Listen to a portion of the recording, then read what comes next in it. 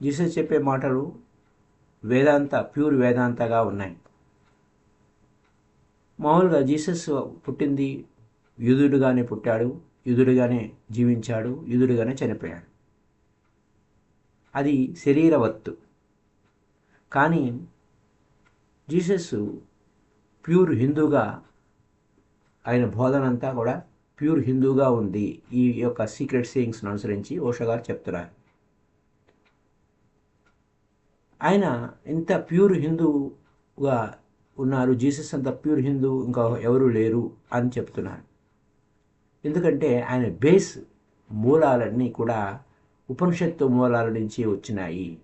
ఆయన యొక్క టీచింగ్స్ అంతా కూడా ఉపనిషత్తు యొక్క బేసే ఉంది, మూలమంతా. మొత్తం స్ట్రక్చర్ అంతా కూడా ఆ యొక్క పునాదులన్నీ కూడా ఉపనిషత్తుల నుంచే వచ్చాయి. దీన్ని అవగాహన చేసుకోవాలి ముందు, ప్రాథమికమైనటువంటి విషయం. అయితే జ్యూస్ అంటే ఆ యూదులు చెప్పేవి లాజిక్ ప్రకారం జీసస్ చెప్పేదానికి వ్యత్యాసంగా ఉంది. ఎందుకంటే ఒక పెయింటర్ వేరే, పెయింటింగ్ వేరే. అలాగే గాడ్ అనేవాడు సృష్టికర్త వేరే, సృష్టి వేరే. యజమాని వేరే, సేవకుడు వేరే. సేవకుడు యజమాని అవటం ఏమిటి? అది అలా దానికి విరుద్ధంగా ఉంది. మనిషి అనేవాడు మనిషిని దేవుడు సృష్టించాడు. సృష్టికర్త వేరు, దేవుడు వేరు, మనిషి వేరు అని వారి భావన. అదే భావన కేవలం ఒక యూదుల ఆలోచనే కాదు, ముస్లిమ్స్ యొక్క ఆలోచన కూడా అంతే. So Mohammedans are more Jewish than Jews. అంటే యూదుల కన్నా ఎక్కువ వారు, యూదుల కంటే గొప్ప యూదులు వారు ముస్లిమ్స్. వారు పట్టే కరెక్ట్ అన్నట్టు. వాళ్ళు ఆలోచించే విధానం, ఆలోచన పరంగా యూదుల కన్నా ముస్లిమ్సే ఎక్కువగా ఇదవుతూ ఉంటారు. ఎందుకంటే దేవుడు వేరే, సృష్టికర్త వేరే అని. అంటే దేవుడు వేరే, సృష్టి వేరే అని, మనుషులు వేరే అని. సో అయితే as per as thinking the way of thought is concern, Muhammad is nearer to the Moses than Jesus. Jesus కన్నా మోజెస్కి ఎక్కువ దగ్గర ఉన్నాడు. మోజెస్ ఓల్డ్ టెస్టిమెంట్ ప్రతీకార దేవుడు అన్నట్టుగా ఉన్నాడు. అలాగే ముహమ్మద్ అలాగే ఉన్నాడు. Muhammad did not learn much from Hindus నుంచి ముహమ్మద్ ఏం నేర్చుకున్నది ఏమి లేదు. వేదాంత ఏం చెప్తుందంటే దేవుడు సృష్టికర్త అయితే సృష్టికి సృష్టికర్తకి భేదమేమీ లేదు అని. పైపెచ్చు ఆయన is not A created the universe like A poet create a poet. సృష్టికర్త అంటే ఒక కవి లేకుండా కవిత్వము, కవి ఉంటేనే కవిత్వం ఉంటుంది అని. అంటే కవి సృష్టించాడు ఒక కవితని, ఆ కవిత ఉంటుంది. He has not created universe like A poet creates a poem. అయితే వేదాంత ప్రకారం కవి లెక్క కాదు, డ్యాన్సర్ లెక్క. అంటే నాట్యకర్త, నాట్యం చేసేవాడు ఉంటేనే నాట్యం ఉంటుంది. నాట్యం చేసేవాడు ఉన్నాడు అంటే వాడు కూర్చున్నాడు, వాడు నాట్యం చేసేవాడు కాదు, కూర్చున్నవాడే. నాట్యం చేసేటప్పుడు నాట్యం చేసేవాడు అంటే డ్యాన్స్ చేసేవాడు, డాన్సింగ్ రెండు కలిసి ఉంటాయి. అలాగే సృష్టికర్త సృష్టి రెండు కలిసి ఉంటాయి. సృష్టికర్త లేకపోతే సృష్టి లేదు, సృష్టి లేకపోతే సృష్టికర్త లేడు. ఈ రెండు కలిసే ఉంటాయి. సముద్రము ఉన్నప్పుడే అలలు ఉంటాయి, అలలు సముద్రం రెండు కలిసే ఉంటాయి. అలలు వేరే, సముద్రం వేరే కాదు. నేను ఈ మధ్య సముద్రానికి వెళ్ళాను. పిల్లలకి చూపించడానికి అలా అలను ఒకటి పట్టుకొచ్చాను అని అంటే ఇది సాధ్యం కాదు. You cannot bring the wave to home. అదే అనమాట. అలాగే యూనివర్స్ ఈజ్ ఒక కాలానికి పరిమితమైనది కాదు. ఉపనిషత్తులు ప్రకారం అది ఉన్నదంతా అదే, ఉన్నదంతా అదే. So God creates, every moment is creating. ప్రతి క్షణము దేవుడి యొక్క సృష్టి. గాడ్ ఈజ్ గాడ్ అనేది ఉనికి సర్వస్వం అంతా, ఆల్ దట్ ఈజ్ గాడ్. ఉన్నదంతా దేవుడే. అహం బ్రహ్మాస్మి, ఐఆమ్ గాడ్ అంటే మనం ఇక్కడ అహం బ్రహ్మాస్మి ఉపనిషత్ ప్రకారం ఐఆమ్ గాడ్ అంటే నోబడీ థింక్స్ దిస్ ఈజ్ బ్లాషమీ అంటే దైవనింద, దైవదూషణ కాదు. జ్యూస్ ప్రకారం అది దైవదూషణ అవుతుంది. అహం బ్రహ్మాస్మి, నేనే దేవుణ్ణి అని అంటే దైవదూషణ అవుతుంది. సో వేదాంత ఏం చెప్తుందంటే అక్కడ యుగోయిజం కాదు. యూదుల ప్రకారం అది యుగోయిజం అవుతుంది. ఆ యుగో కాదు, అహంకారం కాదు. ఆ అహం విడిస్తేనే ఆనందము, ఆ బ్రహ్మము తెలుస్తుంది. అక్కడ ఆ నేను అనేది లేదు. నేను అనేది మాయమైపోయినప్పుడే ఆ దైవం ఉన్నదంతా దైవమే, దైవం తప్ప అన్యం లేదు అన్న విషయం అవగాహనకు వస్తుంది. అది వేదాంత స్టైల్. అదే విషయాన్ని జీసస్ చెప్పారు. మొట్టమొదటి విషయం గుర్తుపెట్టుకోవాల్సింది ఏంటంటే సృష్టికర్త వేరు వేరు కాదు, రెండు కాదు, ఒక్కటే. రెండో విషయం గుర్తుపెట్టుకోవాల్సింది ఏంటంటే ఆర్డినరీ మ్యాథమెటిక్స్లో ఒకటి వేరే, రెండు వేరే. అది ఆర్డినరీ మ్యాథమెటిక్స్ ప్రకారం.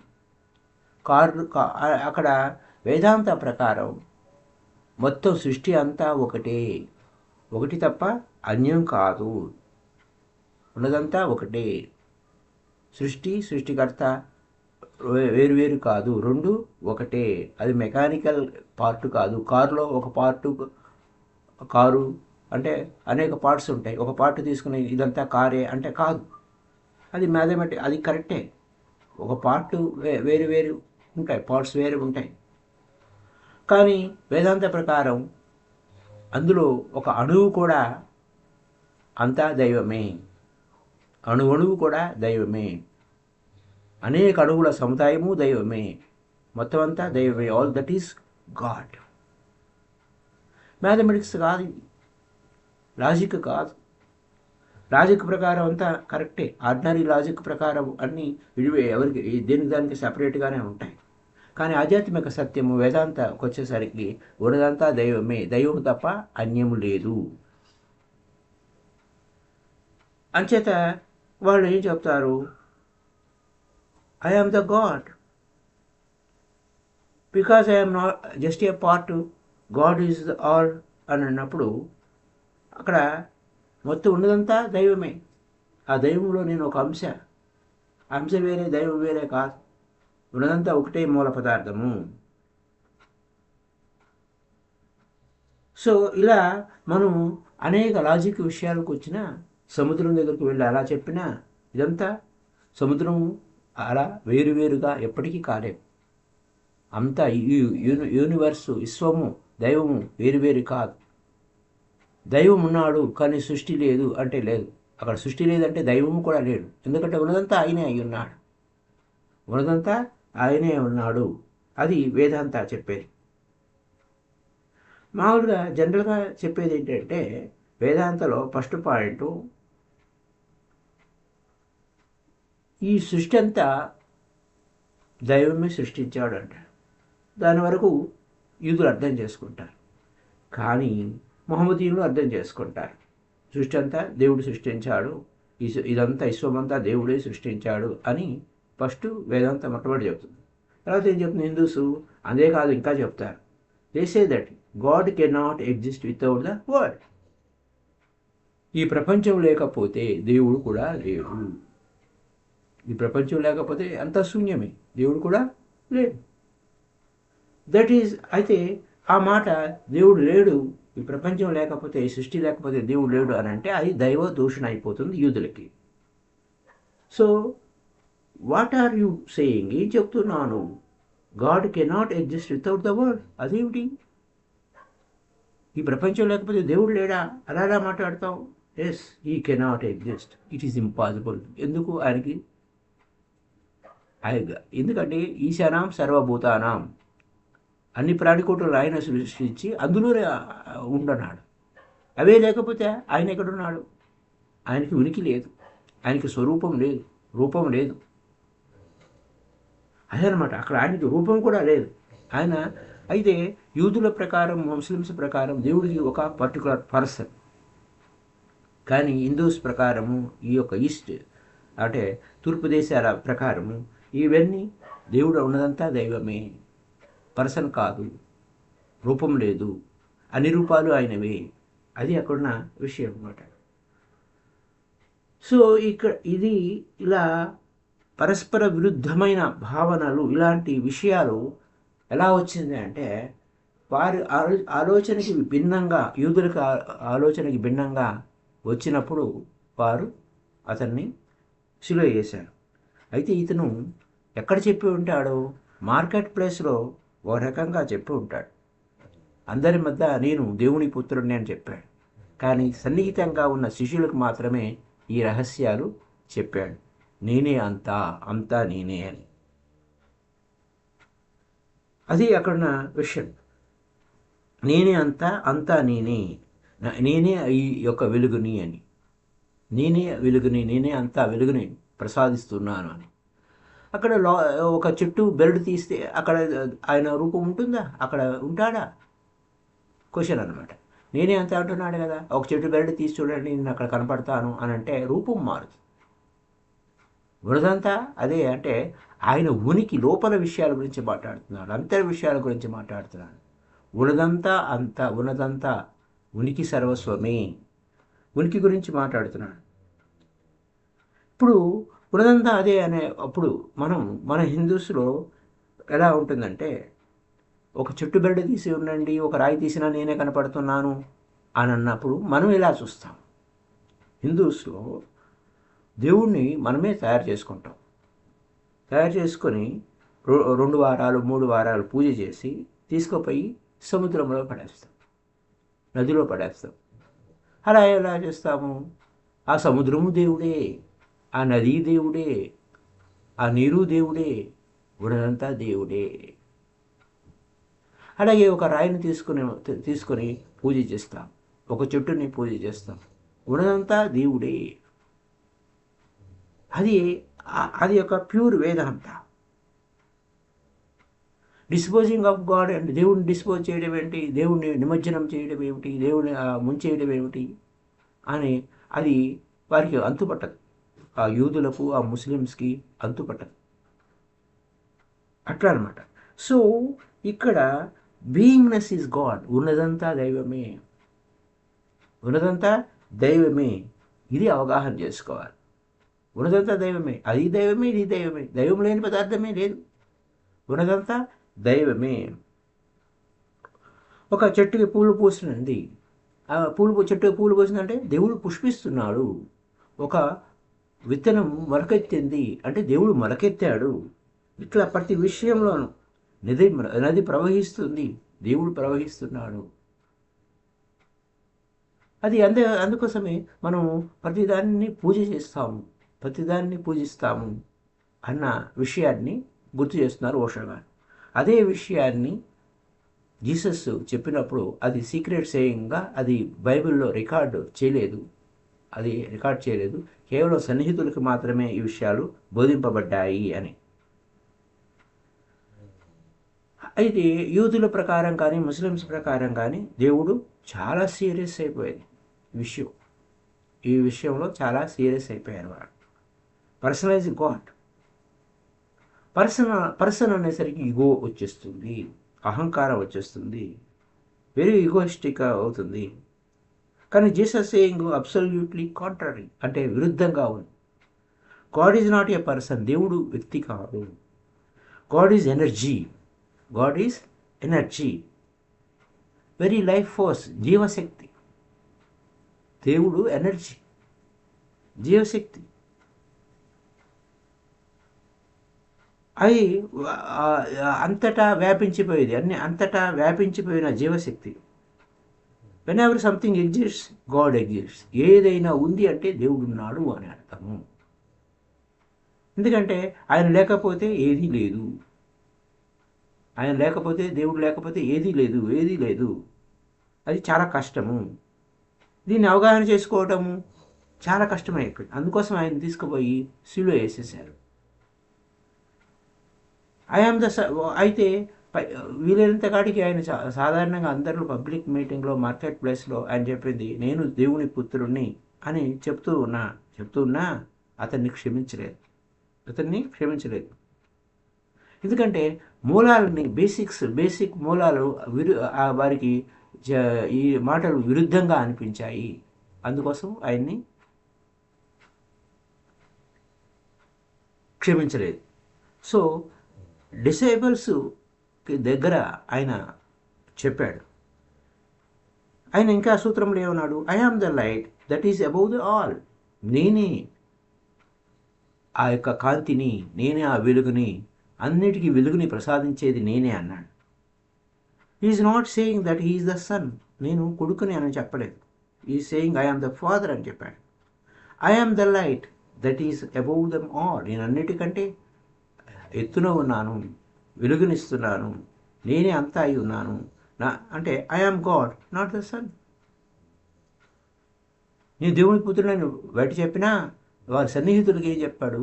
నేనే ఆ దేవుడిని అని చెప్పాడు. నేనే నా నుంచి అన్నీ వచ్చాయి, నా నుంచి అంతా వచ్చారు, అంతా మరి నా వద్దకి చేరుకుంటారు. ఈ విషయం భగవద్గీతలో కృష్ణుడు చాలా స్పష్టంగా చెప్పాడు అదే విషయాన్ని. అయితే ఇక్కడ ఆ కృష్ణ, ఆ క్రీస్తు టీచింగ్స్ ఆ వేదాంత నుంచి వచ్చినాయి, ప్యూర్ వేదాంత నుంచి వచ్చినవే, వేరే ఏమీ కాదు. బెంగాల్లో మనకి క్రీస్తు అంటే కృష్ణుడిని క్రీస్తు అంటారు, క్రీస్తు అని అంటారు. ఈ ట్రెడిషన్ అక్కడ అలా కృష్ణ గురించి క్రీస్తు అని చెప్తూ ఉంటారు వాళ్ళు. అయితే ఇక్కడ విశేషం ఏంటంటే Krishna is not a person, Kristu is not a person, Buddha is not a person. It is a stage of attainment, ఒక ఎన్లైటెన్ పర్సన్ యొక్క స్థితి. You can become a Buddha. Buddha is not a person. You can become a Kristu. Kristu is not a person. You can become a Krishna. Krishna is not a person, ఒక వ్యక్తి కాదు. అది attainment, ఆ స్థితికి చేరుకోవాలి అనే అర్థం. ఆ స్థితికి చేరుకోవాలి. సో బుద్ధుడు అంటే ఎవరైతే మేలుకుని ఉన్నాడో వాడిని బుద్ధుడు అంటారు, అవేకెండ్ వన్. కృష్ణ అంటే ఏంటి? ఎవరైతే కేంద్ర బిందువో, ఆకర్షణీయం. కృష్ణ అంటే ఆకర్షణీయం, మ్యాగ్నెటిక్ ఫోర్స్. మొత్తం అన్ని వైపుల నుంచి 360 degrees నుంచి అందరినీ ఆకర్షించే తత్వము Krishna. Magnetic force, magnetic centre. ఆయన అందరినీ ఆకర్షిస్తాడు, తన లోపలికి ఆకర్షిస్తాడు.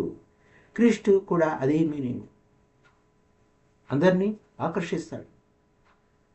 అయితే అక్కడ మేరీ కొడుకు జీసస్, లేదా క్రీస్తు was added to Jesus when he become a centre of the world. సాధారణంగా ఏంటి, మేరీకి పుట్టినటువంటి పుత్రుడు జీసస్. కానీ ఆయన when they become a centre of the world, ఈ బికమ్ ఏ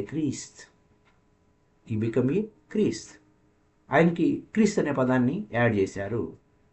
ఈ అసెర్షన్ అంటే ఐ ఆమ్ ద సెంటర్, నేనే కేంద్రాన్ని. అండ్ ద ఆల్, అన్నిటికీ నేనే మూలాన్ని, నేనే కేంద్రాన్ని. అది ఎక్కడున్న విషయం. Everything comes from me, everything goes back to me. నా నుంచి అన్నీ బయటకు వచ్చాయి, మళ్ళీ మనల్ని నా వద్దకే చేరుకుంటాయి. You go away from me, then you have attain. అంటే you go away from me, then you have to attain to me. నా నుంచే మీరు వెళ్ళారు, మళ్ళీ తిరిగి నన్నే పొందాలి మీరు అని. It is possible that Christ is just a form of Krishna. It is significant because Krishna's assertion in Gita and Jesus' assertion like this are exactly same. అంటే కృష్ణుడు భగవద్గీతలో ఏది చెప్పినాడో క్రీస్తు చెప్పిన ఈ విషయాలు కూడా భగవద్గీతలో నుంచి వచ్చినవే, రెండు ఒకటే అని మనకి ఓషో గారు విశ్లేషిస్తున్నారు. మూడో పాయింట్ని వేదాంతాన్ని అర్థం చేసుకోవాలంటే వేదాంత ఉన్నదాన్ని ఉన్నట్టు యాక్సెప్ట్ చేస్తుంది. యాజ్ యు ఆర్, నువ్వేదో అవటం కాదురా, ఉన్నదంతా దేవుడే కదా. నిన్ను నిన్ను తగ్గించడం, నిన్ను తప్పు మాట్లాడటం అంటే కుదరదు. ఉన్నదంతా దేవుడే. యాజ్ యు ఆర్, ఉన్నది ఉన్నట్టుగానే. ఇక్కడ రిజెక్ట్ చేస్తున్నామంటే దేవుడిని రిజెక్ట్ చేస్తున్నట్టే. ఎవరిని రిజెక్ట్ చేయడానికి లేదు, ఎవరిని ద్వేషించడానికి లేదు. ఇక్కడ అద్వేష్ట సర్వభూతానం మైత్రీకరుణ ఏవచ అని కృష్ణుడు భగవద్గీతలో ఏది చెప్పాడో అదే సత్యాన్ని పదే పదే ఉటంకిస్తున్నారు. అక్కడ ఎవరిని ద్వేషించడానికి లేదు, ఉన్నదాన్ని ఉన్నట్టే యాక్సెప్ట్ చేయాల్సిందే. రిజెక్షన్ అంటే దైవాన్ని ద్వేషించినట్టే. రిజెక్షన్ అంటే something has to be done, ఇంకేదో చేయాలి. నువ్వు ఎందుకు రిజెక్ట్ చేసావు, వాడు తప్పు చేశాడు, అది ఇంకేదో చేయాలి అన్నట్టు. As you are wrong. ఉన్నది ఉన్నట్టుగా నువ్వు తప్పు, నీది తప్పు అని అంటే అక్కడ నువ్వెవరైనా తప్పు పట్టినావా, అంతా దేవుడిని నువ్వు తప్పు పట్టినట్టే అవుతుంది. ఇది ఈ యొక్క లాజిక్ రీజనింగ్ ప్రకారం ఇది ఒప్పుకోరు, ఇదంతా ఒప్పుకోరు. కానీ వేదాంత ఏం చెప్తుంది, నిన్ను ఉన్నదాన్ని ఉన్నట్టు యాక్సెప్ట్ చేస్తుంది, వెల్కమ్ చెప్తుంది. వెల్కమ్ చెప్తుంది. As you are welcome, nothing is to be done. ఏం చేయడానికి ఏం లేదు. ఏదైనా చేశామంటే అది karma is not a bad thing. అది కర్మ అంటే అదేదో తప్పు కాదు. Karma does not mean doing bad. కర్మ అంటే పని, వర్క్. ఏదైనా చేస్తూ ఉంటావు. The very concept of doing is the source of misery. అది pain is gain.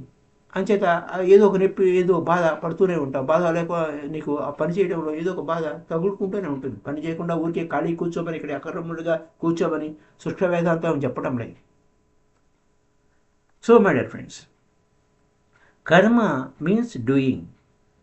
You are the world, you are in the world. నువ్వు ఈ ప్రపంచంలో చేయాలి, ఈ ప్రపంచంలో నువ్వు కర్మే చేయాలి. సో కర్మ does not mean doing bad. Good కర్మ అంటే పని, మంచి పని పోయి మంచి చెయ్యి అని అక్కడ చెప్తారనమాట.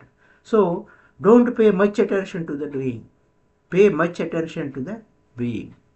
నువ్వు పని చెయ్యి, ఈ ప్రపంచంలోకి వచ్చావు, నువ్వు పని చేయి.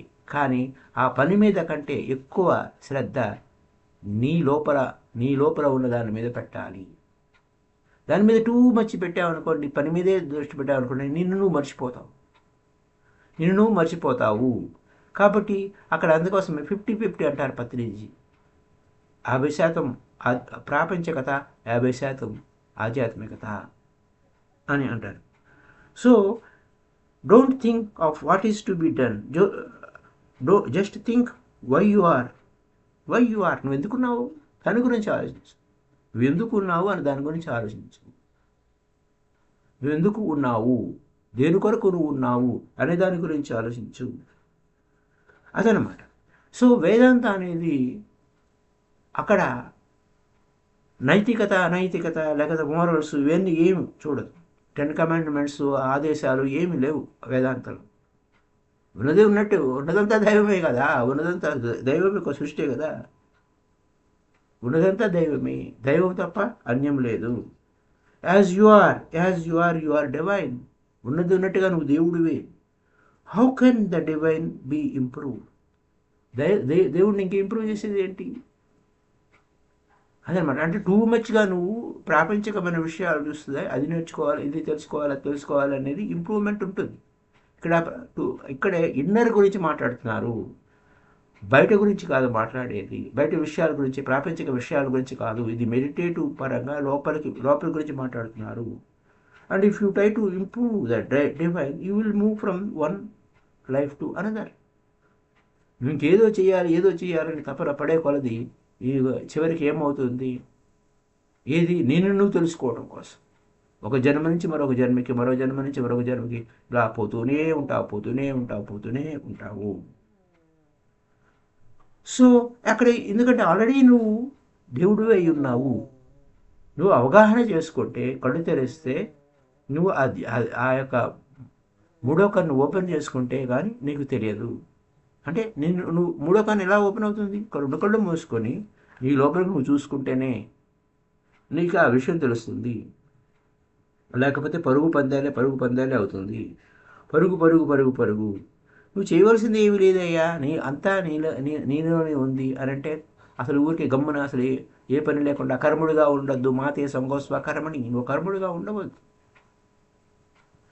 అయితే విషయం ఏంటంటే ఈ యొక్క మన జీసస్ చెప్పే పాయింట్స్ వేదాంతలో చెప్పే పాయింట్సే ఉన్నాయి తప్ప మరొకటి లేదు అని చెప్పడం కొరకే ఈ విషయాన్ని మరీ చెప్తూ ఉన్నాను అన్నమాట. So as you are nothing to be done అంటే ఇక్కడ స్థూలమైన మీనింగ్లు తీసుకోకూడదు మై డియర్ ఫ్రెండ్స్. నీ లోపల నువ్వు మెడిటేషన్ లోపల నువ్వు ఎరుగుతూ ఉండి అక్కడ నథింగ్ టు బి డన్. అక్కడ నువ్వు చేయాల్సింది ఏమి లేదు, ఊరికి గమ్మన కూర్చోవటమే. నీ లోపలికి వెళ్ళేటప్పుడు ఇది ఓన్లీ ప్యూర్ మెడిటేషన్ గురించే ఉంటాయి మన టీచింగ్స్ అన్నీ. కానీ అక్కడ నువ్వేం చేయడానికి ఏమి లేదు అని అంటే అక్కడ బయట కాదు నాయన, నీ లోపల nothing is to be done. Absolutely as you are already divine. నువ్వు ఆ దేవుడివే. నువ్వు లోపల పోయి ఏమి చేయవద్దు, నువ్వు ఊరికే చూస్తూ ఉండు. దిస్ ఈజ్ వేదాంత.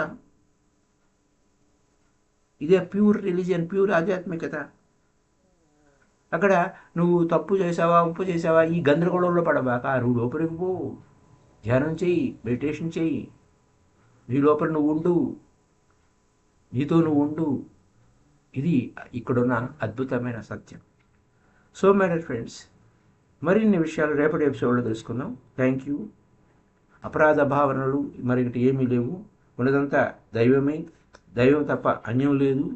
కాబట్టి నీ లోపలికి నువ్వు వెళ్ళు, ధ్యానం చేసుకో, నీ లోపల నువ్వు ఉండు. గిల్టీ కాన్షియస్ కాదు, నీ ముందు నీ లోపలికి నువ్వు వెళితే అక్కడ ఏం చేయడానికి ఏమీ లేదు, అక్కడ ఎవరూ లేరు అనే విషయాన్ని పదే చెప్తున్నాను. So thank you very much.